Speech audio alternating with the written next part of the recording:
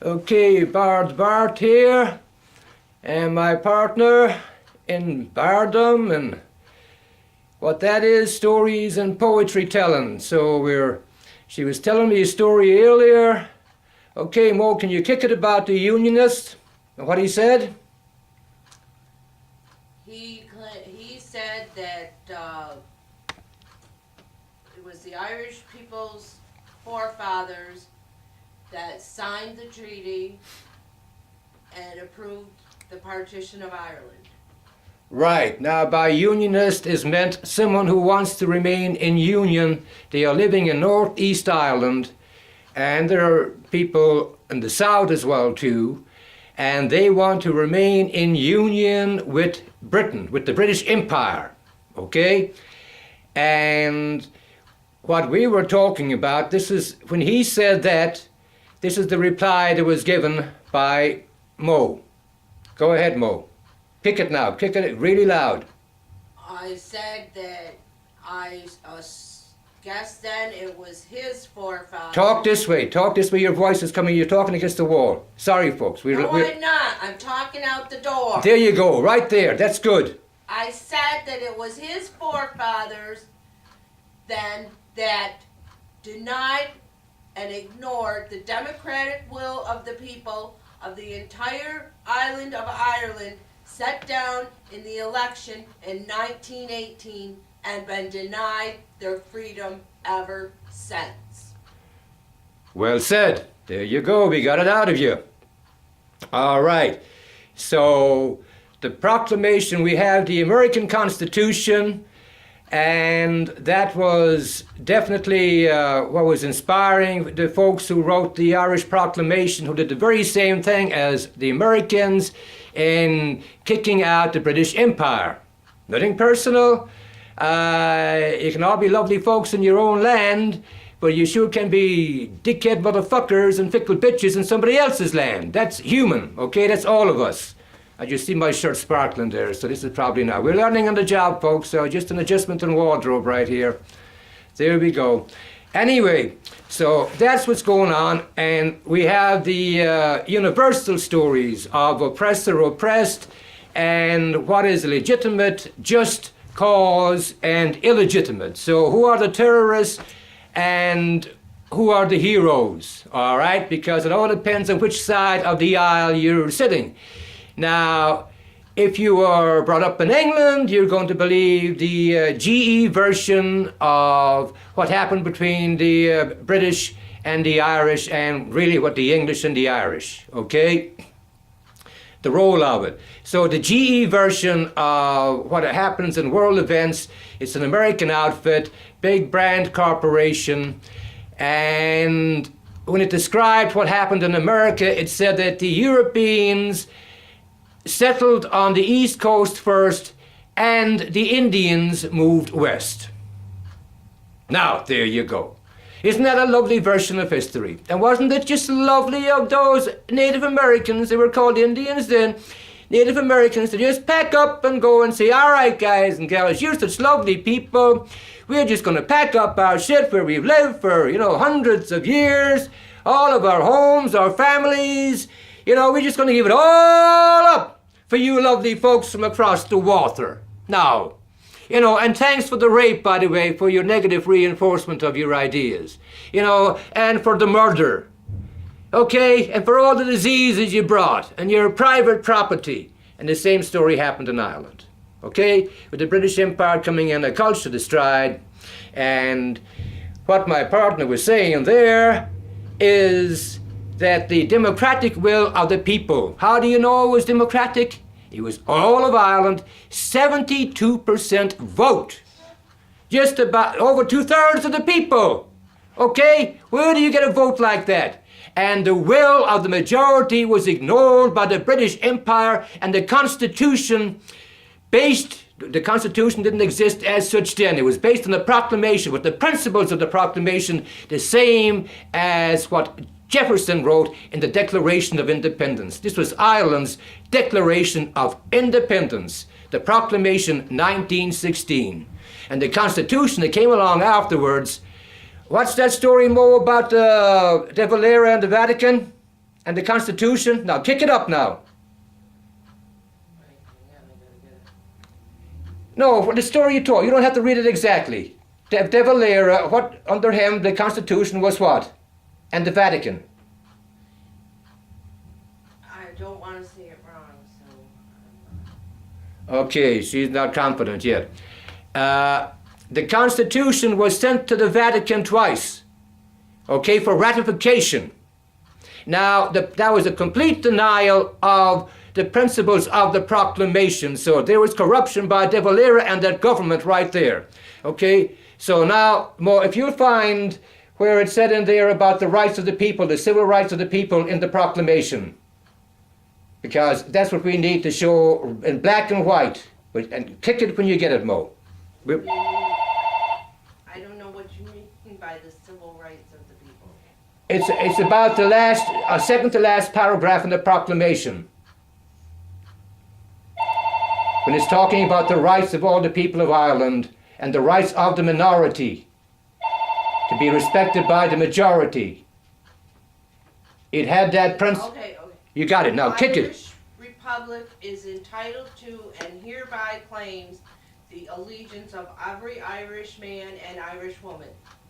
The Republic guarantees religious and civil liberty, equal rights and equal opportunities to all its citizens, and declares its resolve to pursue the happiness and prosperity of the whole nation and all of its parts, cherishing all the children of the nation equally, and oblivious of the differences carefully fostered by an alien government, which have divided a minority from the majority in the past.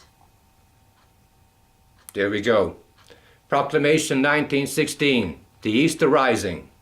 Yeats wrote a poem about that, okay? And now what we have, those are the principles being ignored, north and south. But slowly but surely, they're beginning to eke out. And that's what's happening here. And we're going on the record. And for any people to stand up like Americans did, and it happened in time later with the Irish, they had been fighting like every country who was oppressed. The Native Americans picked up bows and arrows. That's all they had. They still stood up for their rights. And of course, they were totally outnumbered. We know the story, the sad, sorry-ass story. Okay? And there's a whole lot of wisdom that came out of some of those folks who were conquered that is so apropos for what is going on today for this culture. We're talking about rebuilding, restoring, and reclaiming America, including our language, not the king and queen's motherfucking English, which ignorant folks think is a civilized language of the refined, educated folks. Thank you. We'll pass. All right? Now, there's history straight. In strong language, no cursing, no swearing, okay, in a rhythm of American language coming out of the people who were oppressed. Who's that? That's old Paddy, Biddy, Nigger, Kike, Redskin, Wetback, Coolie, Wop. Wop, without papers, all of those groups. Well, we're the ones speaking, coming up with our poetry. And we're going to reclaim the university system that has been stolen from the children, where you can't go now unless you have so much power and so much wealth. We have a landlord, landlady, capitalistic, idolatrous, golden calf capitalism.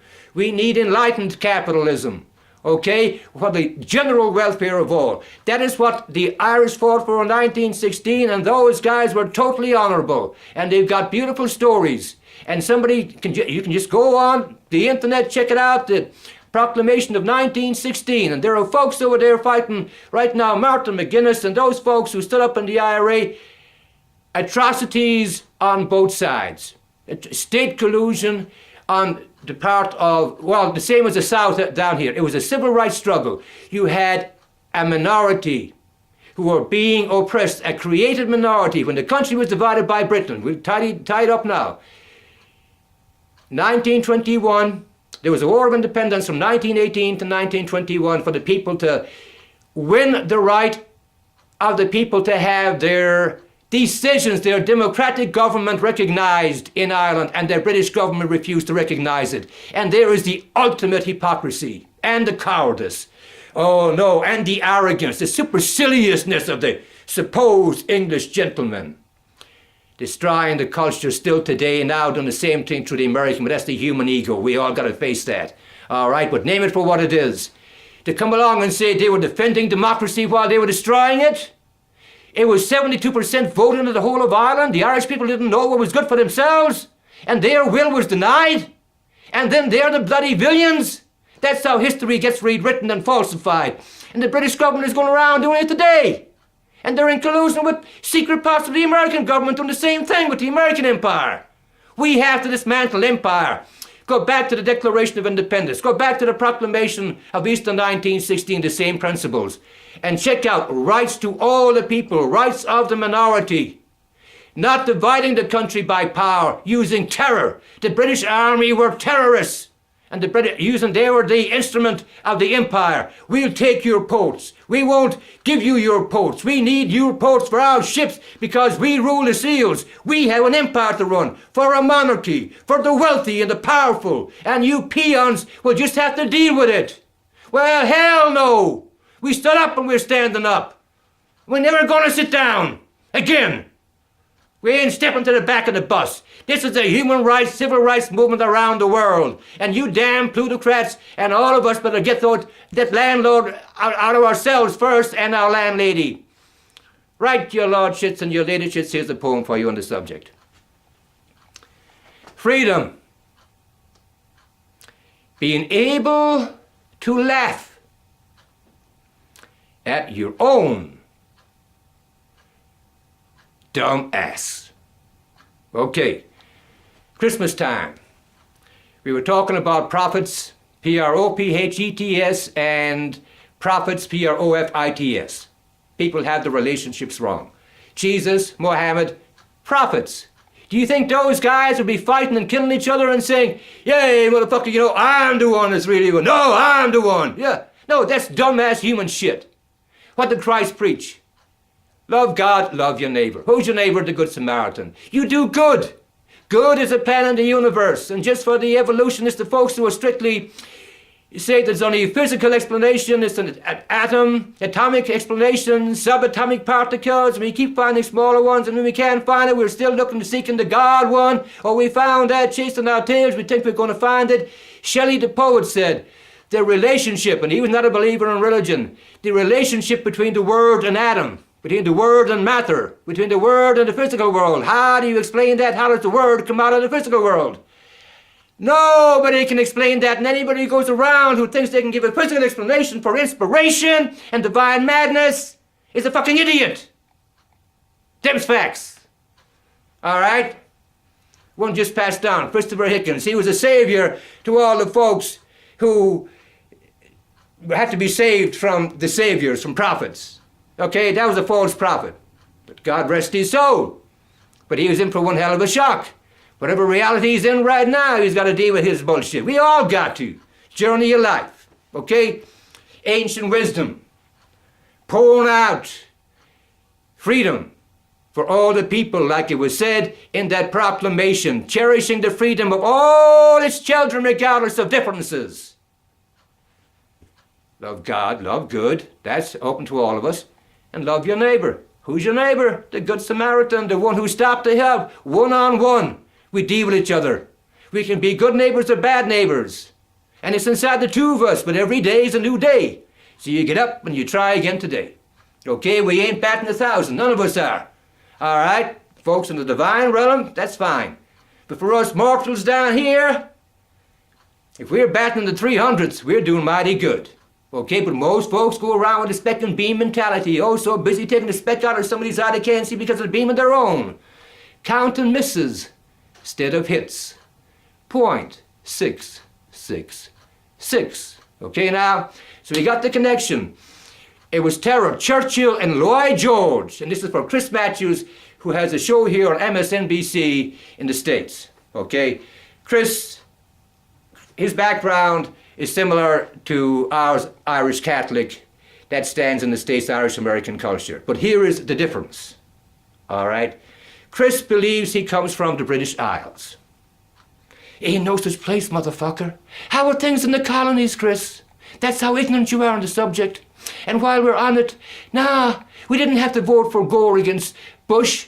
Okay, it's a democracy, and if people made a choice and you think it was a bad choice, that is their right. But you were wrong. There were so many other factors contributing to Gore's defeat, including his own dumbass. First and foremost, he didn't win the state of Kentucky. But you picked just one factor, and you ran with your ignorance on that. But you did so. Okay, I'm going to get sidetracked on there. We're just going to keep it right there. But anyway, Churchill is one of Chris Matthew's heroes.